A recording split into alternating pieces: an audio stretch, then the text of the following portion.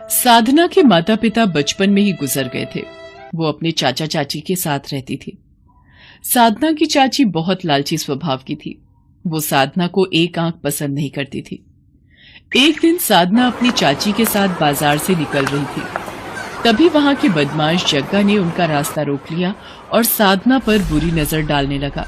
ओए होए, क्या अदा है?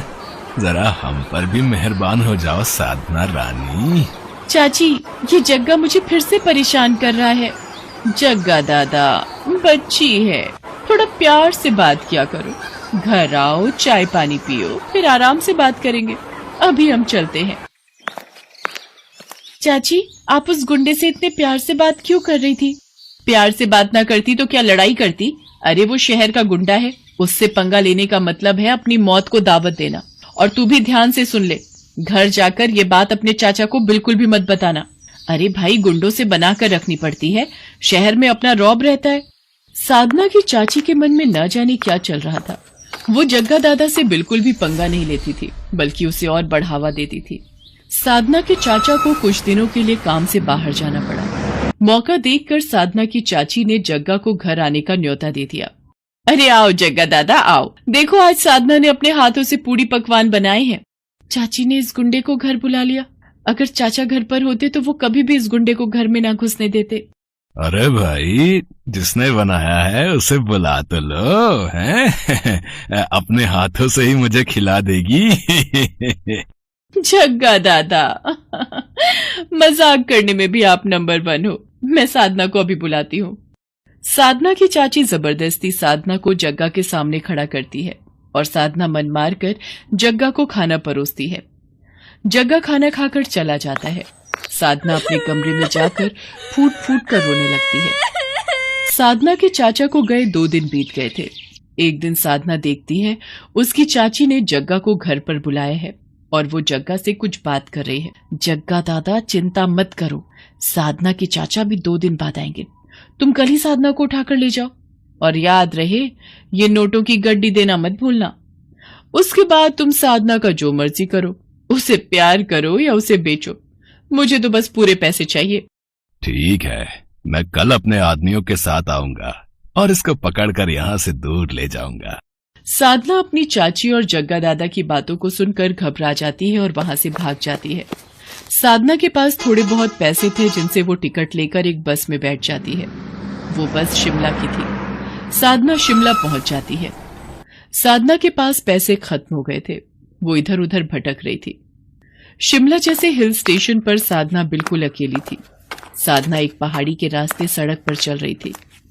अचानक उसकी नजर एक मोमोज की दुकान पर पड़ती है। साधना वहां पहुंचती है और बेहोश हो जाती है। अरे, ये लड़की कौन है? ये तो बेहोश हो गई। इसे दुकान के अंदर लिटा देते हैं। बुजुर्ग व्यक्ति और उसकी पत्नी साधना को दुकान के अंदर ही लिटा देते हैं। कुछ देर बाद साधना को होश आता है और वो अपने बारे में रोते हुए उस बुजुर्ग व्यक्ति और उसकी पत्नी को बताती है। वो बुजुर्ग व्यक्ति शिमला में मोमोज की दुकान चलाता था और अपनी पत्नी के साथ मोमोज बनाकर बेचता था। साधना अपने बारे में बताते हुए रो पड़ती है। रो मत बेटा, जिसका कोई नहीं होता उसका ईश्वर होता है। तुम्हें अब वापस अपने घर जाने की कोई जरूरत नहीं है। तुम हमारे साथ ही रहो, हम तुम्हें अपनी बेटी बनाकर रखेंगे। आपका बहुत बहुत शुक्रिया। आप दोनों ने मेरी इतनी मदद की। एक मेरी चाची जिन्होंने मुझे उस बदमाश के हाथों बेचना चाहा। बाबा, मैं कैसे अपना दुख भूलूंगी। बेटी, वक्त सारे जख्म भर देता है। हमारा भी बेटा बहू के साथ हमें छोड़कर चला गया। हम दोनों बूढ़े पत्नी पत्नी भी हिम्मत हार चुके थे। शिमला जैसे हिल स्टेशन पर हम बिल्कुल अकेले थे। फिर हम दोनों ने ये मोमोज बनाकर बेचने का काम शुरू किया। फिर धीरे धीरे हिम्मत आ गई और हमने एक दूसरे के सहारे जीना सीख लिया। बाबा, मैं भी आपकी मोमोज बनाने के काम में मदद करूंगी। आप मुझे मोमोज बनाना सिखाएंगे ना? हाँ बेटी, मैं तुम्हें मोमोज बनाने जरूर सिखाऊंगा। साधना उन बुजुर्ग पति पत्नी से मोमोज बनाना सीख गई थी। अब वो भी उन्हीं की तरह अच्छे मोमोज बना लेती थी और वो उनकी सहायता भी करती थी। धीरे धीरे वक्त बीतता है। साधना को उन पति पत्नी के पास रहते हुए 1 साल बीत जाता है। साधना ने मोमोज की दुकान पूरी तरह से संभाल ली थी। अब तो उन बुजुर्ग पति पत्नी को भी दुकान की कोई चिंता नहीं रहती थी। साधना ने अपना पिछला सारा दुख भुलाकर अब अपने नए जीवन पर ध्यान देना शुरू कर दिया था। एक दिन साधना मोमोज की दुकान पर ग्राहकों को मोमोज की प्लेट बनाकर दे रही थी। अचानक उसने अखबार में एक इश्तेहार देखा जिसमें उसके चाचा ने साधना की फोटो लगा रखी थी और लिखा था कि साधना, तुम जहां कहीं भी हो मेरे पास वापस लौट आओ, मेरी तबीयत ठीक नहीं है। बाबा, मेरे चाचा की तबीयत बहुत खराब है, वो मुझे बहुत याद कर रहे हैं, मैं अपने चाचा से मिलना चाहती हूँ। बेटी, मैं तुम्हें रोकूंगा नहीं, तुम चाहो तो अपने चाचा से मिलकर वापस आ सकती हो। साधना अपने घर वापस लौटती है, पर घर के बाहर भीड़ लगी हुई देख साधना को पता चलता है कि उसके चाचा अब इस दुनिया में नहीं है। साधना की चाची साधना से लिपटकर बहुत रोती है और उससे अपने किए की माफी मांगती है। साधना, मुझे माफ कर दे, आज तेरे चाचा मेरे कारण इस दुनिया से गए हैं। तेरे चाचा को पता चल गया था कि मैं तुझे जग्गा दादा के हाथों बेचना चाहती थी। तेरे चाचा ने जग्गा को पुलिस के हवाले कर दिया, पर वो तेरी याद में दिन पर दिन बीमार होते चले गए। आज तेरे चाचा मेरे कारण इस दुनिया को छोड़कर गए हैं। मैं ही लालची थी जो पाप करने चली थी। अपने चाचा के गुजर जाने के बाद साधना अपनी चाची को अपने साथ शिमला ले जाती है और फिर से मोमोज बेचने का काम शुरू कर देती है। साधना की चाची उसे ये सब करते देख अपने किए बुरे कर्मों पर रो पड़ती है। रामगढ़ गांव में सुधा अपने बेटे के साथ बहुत ही खुशी से रह रही थी। सुधा को पिज्जा बहुत पसंद था। गौरव बेटा, आज मेरा पिज्जा खाने का बहुत मन कर रहा है, बाजार से जाकर मेरे लिए एक पिज्जा ले आ। ये सुनकर गौरव बोलता है, अरे माँ, बुढ़ापे में पिज्जा भी कोई खाने की चीज है? ये सब बच्चों की खाने वाली चीजें होती हैं। तुम तो बस दाल रोटी खाओ और प्रभु के गुण गाओ। अरे मन तो मन होता है, बुढ़िया हो गई तो क्या हुआ, बूढ़े लोगों का मन नहीं होता क्या? अच्छा ठीक है, ले आऊंगा पिज्जा तुम्हारे लिए। तुम तो गुस्सा हो गई, मैं तो बस मजाक कर रहा था। गौरव अपनी माँ के लिए पिज्जा लेने चला जाता है। कुछ देर बाद गौरव पिज्जा लेकर आता है और दोनों मिलकर मजे से पिज्जा खाते हैं। एक दिन गौरव अपने ऑफिस से घर आ रहा था, तभी रास्ते में उसे एक पिज्जा की शॉप दिखती है और वो सोचता है, आज माँ के लिए पिज्जा ले जाता हूँ, इसे देखकर वो बहुत खुश हो जाएंगी। इतना सोचने के बाद गौरव पिज्जा लेने चला जाता है और पिज्जा लेकर घर की तरफ निकल पड़ता है। तभी रास्ते में एक कार से उसका एक्सीडेंट हो जाता है। बहुत देर हो जाने पर जब गौरव घर नहीं पहुंचता तो उसकी माँ चिंता में उसे फोन लगाती है, पर गौरव का फोन नहीं लगता। कुछ समय बाद सुधा को एक अनजान नंबर से फोन आता है और गौरव के मरने की खबर मिलती है। ये खबर सुनते ही सुधा के पैरों तले जमीन खिसक जाती है और वो फूट फूट कर रोने लगी और कहती है,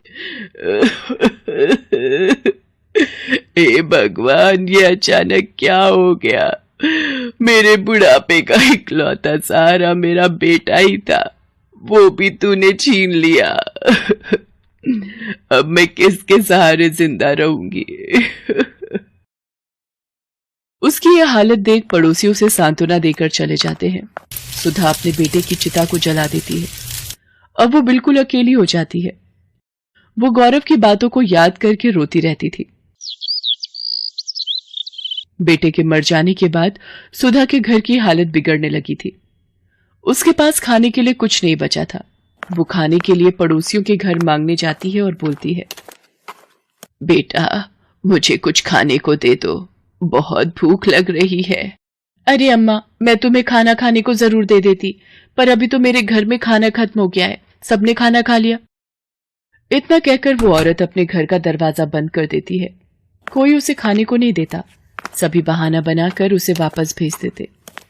अपनी ऐसी हालत देख वो सोचती है, अगर मेरा बेटा आज जिंदा होता तो मेरी ये हालत कभी नहीं होती। वो सबकी मदद किया करता था, पर आज सब भूल गए हैं कि मेरे बेटे ने एक समय पर उनकी मदद की थी।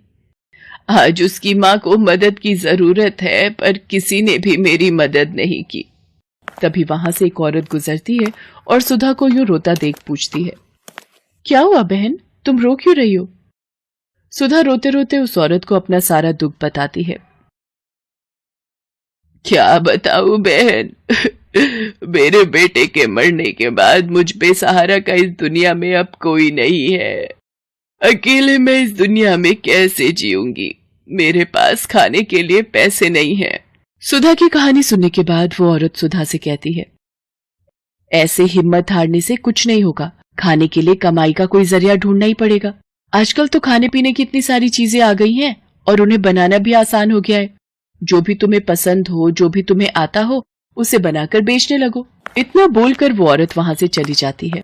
सुधा अब सोचती है कि वो ऐसा क्या काम करे। अचानक उसे पिज्जा का ख्याल आता है और वो बोलती है, क्यों ना मैं पिज्जा बनाकर बेचूं, इससे कुछ पैसे भी घर में आ जाएंगे। सुधा के पास अपने कुछ जेवर रखे होते हैं। उन्हें बेचकर वो अपने घर के आगे पिज्जा का एक छोटा सा ठेला खोलती है और पिज्जा बनाकर बेचने लगती है। धीरे धीरे उसका बनाया पिज्जा पूरे गांव में मशहूर हो जाता है और सुधा अब एक बड़ी दुकान खोल लेती है। धीरे धीरे उसकी दुकान बढ़िया चलने लगती है और वो अमीर बन जाती है। एक दिन उसकी दुकान पर एक छोटा बच्चा आता है और उससे खाना मांगता है। अम्मा, मुझे कुछ खाने को मिलेगा क्या? मैं बहुत भूखा हूँ, मुझे भूख लग रही है। बेटा, तुम्हारे माता पिता कहाँ हैं? तुम अकेले दुकान में क्यों घूम रहे हो? अम्मा, मेरा नाम मोहन है, मैं एक अनाथ बच्चा हूँ। मेरे माता पिता अब इस दुनिया में नहीं है। हाँ हाँ, जरूर खाने को मिलेगा। तुम जो खाना चाहो वो खा सकते हो। तुम चिंता मत करो, आज से तुम्हारा ख्याल मैं रखूंगी। ये कहकर सुधा मोहन को गले लगा लेती है और अपने साथ अपने घर ले जाती है। उसे उस बच्चे में अपना बेटा मोहन दिखता है। वो उसका ख्याल अच्छी तरह रखती है, उसे स्कूल भेजती है और उसे पाल पोस कर बड़ा करती है।